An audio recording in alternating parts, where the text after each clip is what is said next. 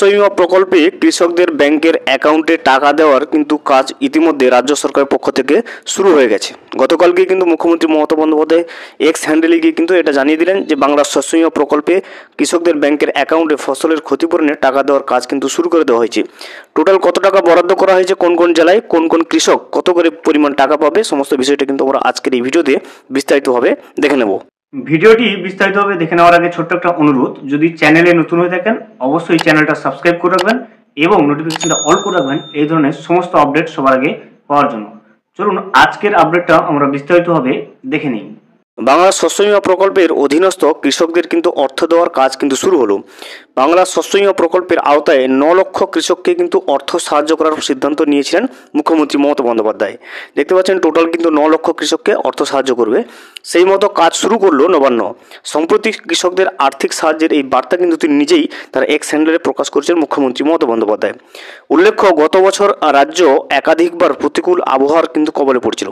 দক্ষিণবঙ্গের হাওড়া, হুগলি, পূর্ব বর্ধমান, পশ্চিম মেদিনীপুর, বাঁকুড়ার বিস্তীর্ণ এলাকায় কিন্তু বন্যার জলে প্লাবিত হয়। বিঘার পর বিঘা চাষের জমি বন্যার জলে ডুবে থাকে কিন্তু দীর্ঘ সময়।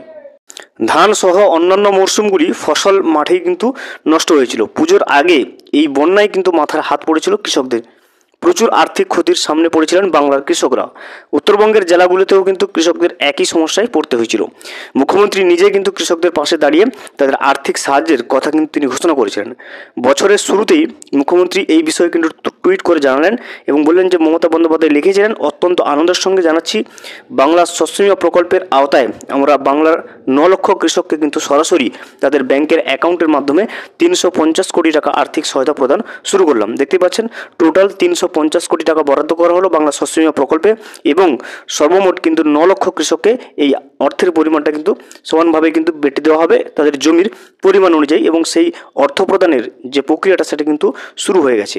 চলতি খরিফ মরশুমে প্রতিকূল আবহাওয়ার কারণে যে সকল কৃষকদের চাষের ক্ষতি হয়েছিল তাদের এই সহায়তা কিন্তু করা হচ্ছে।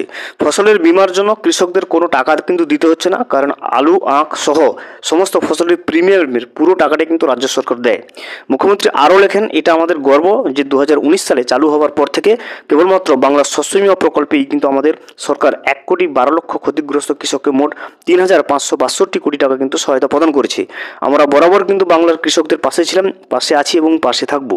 দেখতে পাচ্ছেন মুখ্যমন্ত্রী মমতা বন্দ্যোপাধ্যায় নিজেই কিন্তু সোশ্যাল মিডিয়া পোস্টের মাধ্যমে জানিয়ে দিয়েছেন বাংলা শস্য বীমা প্রকল্পের টোটাল 350 কোটি টাকা কিন্তু অর্থ বরাদ্দ করেছে এবং সেটা কিন্তু কৃষকদের ব্যাংকের অ্যাকাউন্টে ঢোকানোর বা ট্রান্সফার করার কিন্তু যে প্রক্রিয়াটা বা কাজটা সেটা কিন্তু ইতিমধ্যে রাজ্য সরকারের স্তর থেকে কিন্তু শুরু করে দেওয়া হয়েছে। ভিডিওটি সম্পূর্ণভাবে দেখার জন্য অসংখ্য ধন্যবাদ। এখনও পর্যন্ত যদি চ্যানেলে নতুন হয়ে থাকেন এবং সাবস্ক্রাইব না করে থাকেন, অনুগ্রহ করে চ্যানেলটা সাবস্ক্রাইব করে পাশে থাকবেন।